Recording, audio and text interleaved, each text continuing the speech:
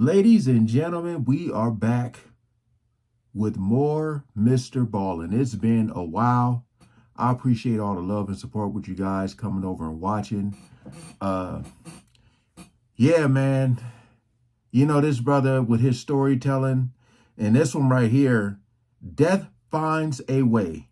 Places you can't go. These ones always trip me out because you be like, why? But these, especially when they have a sign. I don't know if that's gonna be in this, but when there's a sign there and people still go, it'd be hard to feel bad for them, man. But hey, we ain't gonna waste no more time. Let's jump right into it. Today, we're going to look at 3 places you can't go and people who went there anyways. But before we get into those stories, if you're a fan of the strange, dark, and mysterious delivered in story format, then you've come to the right place because that's all we do and we upload once a week. So if that's of interest to you, please gift the like button a brand new puzzle, but don't tell them you've secretly removed 2 of the pieces. Also, please subscribe to our channel and turn on all notifications so you don't miss any of our weekly uploads. Okay, let's get into today's stories. Here we go. Make sure you guys subscribe to Mr. Ballin, man.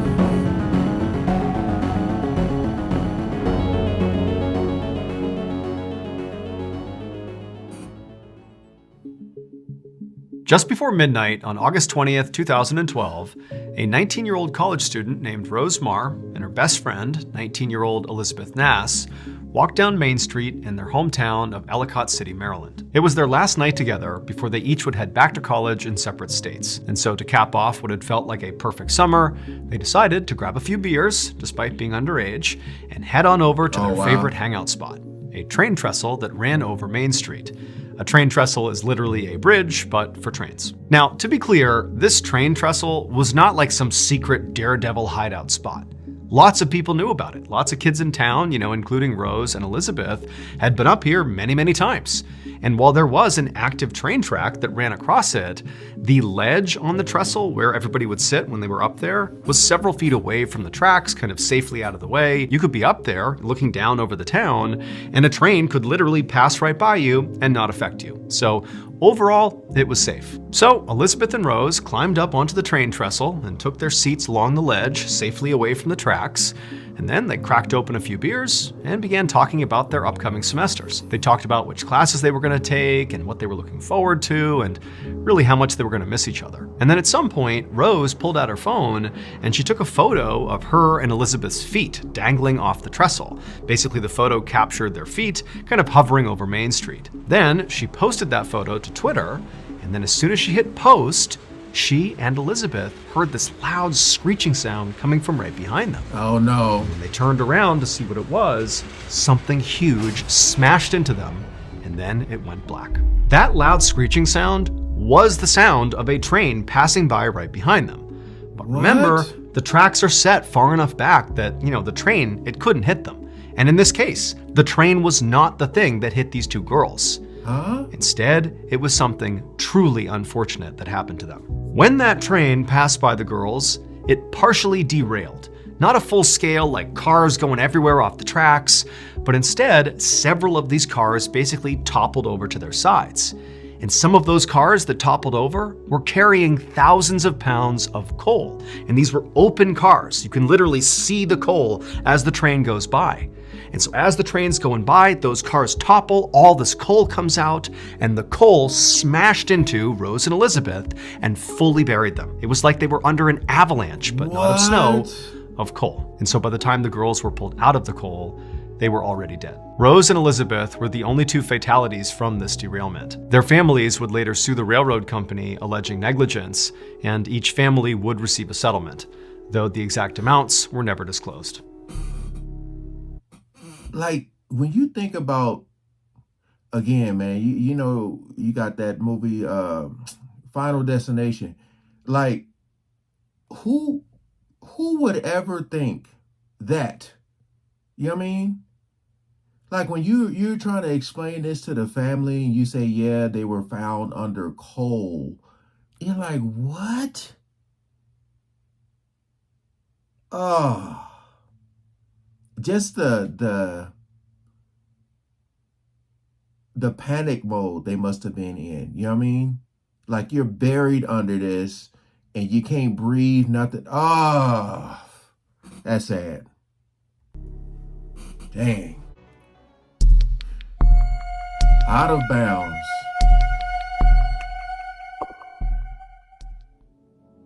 At 6 p.m. on October 27th, 2014, a 17-year-old boy named Jesus Meneses was playing basketball with a group of friends on an outdoor basketball court at Kinloch Park in Miami, Florida. The friends had broken up into two teams and were in the middle of a very intense pickup game. And the game was pretty close, and Jesus' team was doing pretty well.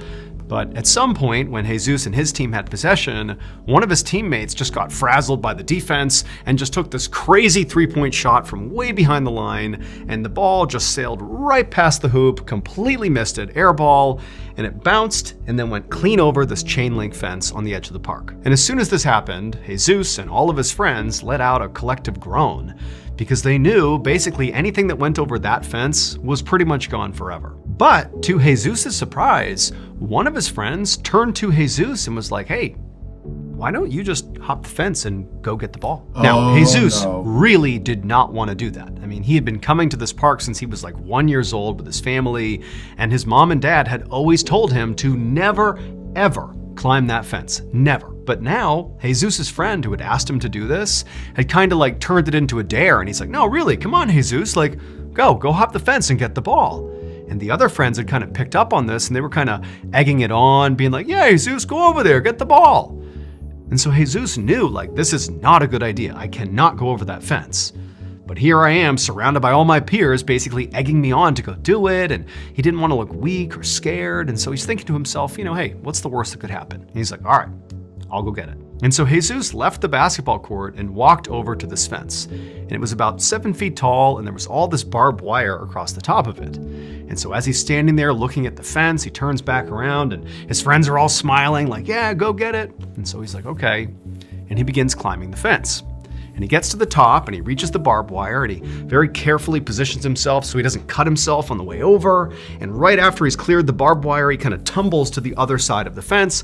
He hits the ground, and he's kind of shaken up from hitting the ground pretty hard. But, he stands up, dusts himself off. He realizes he's okay, and he turns and looks through the fence now at his friends, and they're all cheering him on. And so now Jesus is feeling really confident, and he kind of smiles at his friends like he's the hero now.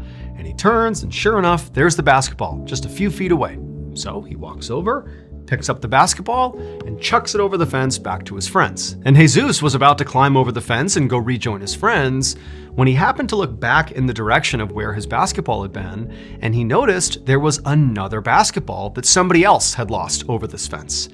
Except this basketball was on the other side of a second fence. Basically, once you climb this first fence, a couple of feet later, there is a second fence. These were the two fences that Jesus and everybody who ever came to this park were warned about. Never climb them. But Jesus has already climbed the first one, and he's got his basketball, and he's thinking, I can climb the second one too, and I can get that basketball, and then we'll have two. So if we ever lose another one, we have a backup. So without even telling his friends, Jesus walks over to the second fence, which is basically identical to the first fence, about 7 feet tall, a bunch of barbed wire at the top, and he carefully climbs to the top, and he kind of positions himself over the barbed wire, and then he drops down to the other side, except this time, when he hits the ground after clearing that second fence, something horrible happens. Within seconds of Jesus landing inside of that second fenced-in area, his friends back on the court saw what was going on and began totally panicking. They're screaming, they're running around, they don't know what to do. Eventually, one of them would call 911, and then minutes later, first responders show up and they find Jesus' friends. They're totally frantic. They're all pointing toward the fenced-in areas. And the first responders, they look and they know right away there's virtually nothing they can do to save Jesus. The reason these fences were totally off limits, the reason Jesus' family specifically warned him from when he was a young kid to never ever climb them, was because inside of the second fenced-in area was an electrical power grid. And there were signs all over these two fences warning people to stay back, that it was... What did I say at the beginning of the video? The signs. I mean, hell, you had the parents who warned them, but people don't really understand, like, especially with the electrical stuff, like, soon as you touch, it's over with. You know what I mean? It's so many damn, what do you call it, volts or watts? Like, it's so powerful and so strong. Just to the little touching, just gone. Damn. Dangerous, no trespassing, like fatalities will occur if you go in here. But Jesus ignored the warnings. And he climbed the first fence, and he climbed the second fence. Except when he landed inside of that second fenced-in area, he landed on a live electrical wire. And the second he did, 500,000 volts of electricity coursed through his body. For reference, the average lightning bolt contains about 300,000 volts of electricity. So as soon as Jesus hit that wire, it was like the equivalent of 2 lightning bolts striking him at once, but not just one time, over and over and over again. And so unfortunately, Jesus died almost immediately. Damn. Dead end.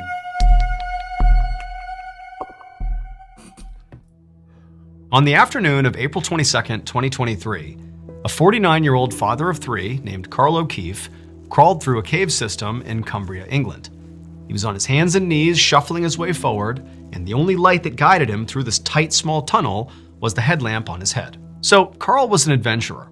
He loved things like rock climbing and exploring caves, but this particular cave he wasn't that familiar with. He'd only been here a couple other times, and he didn't have a map, so really he didn't actually know where he was going. But Carl wasn't remotely worried, because he knew this was easily the safest cave system he had ever explored. In fact, this place was so safe that often people showed up with their kids and let them run around freely with no fear they were going to get hurt. And so Carl has no worries here. And also he's thinking to himself, he's not very far into this particular tunnel. He can actually still hear the other people and their kids kind of right behind him. And so again, even though he doesn't really know where he is, he feels completely fine. And so Carl continued crawling through this tunnel, and eventually he reached this T intersection where he just had to choose between going right and left. And again, he's got no map. He doesn't really know where he's going. So he decides, okay, I'll just go right. And so he begins going down this tunnel, which closely resembled the tunnel he had just came from. But as he was crawling along, he started to feel like the walls around him were kind of shrinking, and it was getting harder and harder to push his body through this tunnel. And then finally, when it felt like it was so tight around him and it was getting so claustrophobic that maybe he should just turn around, he reached a dead end. That's all this was. The right turn was just a dead end. And so he thought, okay, I'll just turn around and go back the way I came and, maybe explore the left side. So in order to do that, Carl decided he would make a U-turn with his body. Literally just turn around and go back the way he came, leading with his head and his upper body. And so he's facing the dead end. He's on his hands and knees, and he begins doing this U-turn. And he kind of turns and gets his head and his shoulders and his upper half kind of folded around until they're looking back in the direction he was coming. But he was too physically big to get his lower half to complete the U-turn. And so he was effectively wedged in this U-shaped position. He couldn't do anything. He was just stuck. But Carl didn't panic, because he knows this is a safe place. This is not a big deal. Nobody gets hurt in these cave systems, and I just need to rethink how I go back the way I came. Clearly, this U-turn attempt is not working. And so he decides, okay, let's reset. I'll pull my shoulders and my upper body back, and I'll reset facing the dead end. I'll basically go back to exactly the position I was just in. Except when he tried pulling his upper body and his head and his shoulders back to where he was facing the dead end, he realized he was also stuck going in that direction. He couldn't go back to the way he was, and he couldn't return in the direction he had come. He was stuck in this U-shape and couldn't go anywhere. Now, again, Carl is telling himself that it's gonna be okay. This is a safe place. Kids play here. Like, this is no big deal. I'm gonna be okay. And so he tried, to kind of shimmy himself one way or the other, but it was like no matter what he did, he just could not move out of this U-shape. And as that happened, he began to kind of panic. His heart rate began to rise. It became harder to breathe. It felt like the walls of this cave were kind of pushing down on him. And before long, he was becoming overwhelmingly claustrophobic. It just felt like the walls of this tunnel were crushing him, and he really began to panic, and he just started screaming out for help. Immediately, some of the staff who heard Carl yelling out made their way into this tunnel system and actually saw Carl. They could see him in this U-shape, totally wedged. And at first they couldn't understand what was even happening here. But when they tried to pull him out, they couldn't get him to move. I mean, he really was totally stuck here. And so sensing that this was a true emergency, the staff backed out and they called the fire department. And the fire department, they came out and they too could not get Carl out. Damn. He was stuck. And so pretty quickly, Carl realized all he could do here was just do his best to stay calm, because this position he was in was really restricting his breathing, not to mention, the tunnel itself is pressing down on him. And so he just tried to stay calm and kind of have measured breaths. And he kept thinking, the rescue team, they're right there. They're gonna get me out of here quickly. I know it. But much to Carl's shock, and to the shock of all the first responders, they didn't get Carl out quickly. Instead, it would take an agonizing 4 hours to finally free him. And during those 4 hours, Carl got weaker and weaker and weaker and more panicked. The instant Carl was out of the tunnel, he was rushed to the nearest hospital and admitted to the intensive care unit. And there, they would discover he had suffered all these extensive crush injuries from being in that position for so long. He had severe bone damage, organ damage, and nerve damage. I mean, he was in horrible shape. And despite heroic efforts by medical staff to try to save Carl, ultimately, he would die 8 days later from those injuries. And his death would become massive news, because it really seemed impossible that somebody could die in that cave system, because it was meant to be so safe. This cave system was not like an underground cave system where spelunkers go. No, this was a cave system for kids. It was a kid's play place. All the tunnels in the cave itself was made out of plastic, again, so kids could crawl and explore. But adults were told they too could go through those tunnels with their kids. And so Carl had gone to a birthday party for one of his kids' friends. He had brought his kids along, and being the devoted father that he was, he went right in there with his kids and was crawling all around and goofing around with the kids until, unfortunately, he got stuck. In case you haven't heard yet, our new... Look, man. Him describing that story just made my anxiety.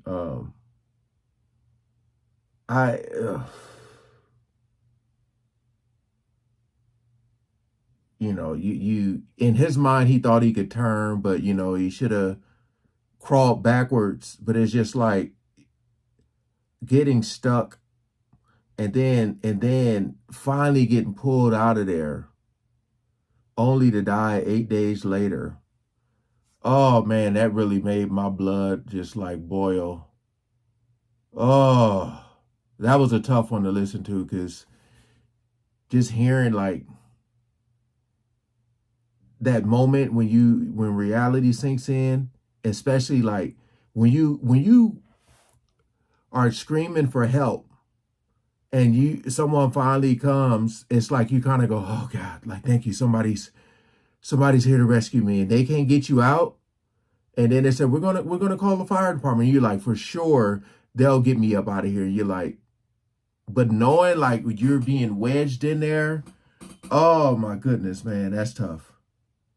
Hey, appreciate you guys coming over. Make sure you are subscribed to Mr. Ballin's channel for more videos. I used to love reacting to these live, but people start to mess it up. People would be in the chat saying what's about to happen. That's what's tough with being live. And then if there's something too gruesome that's shown, it'd be tough to react to it live, because yeah. But hey, appreciate y'all coming over and watching, man. Peace out.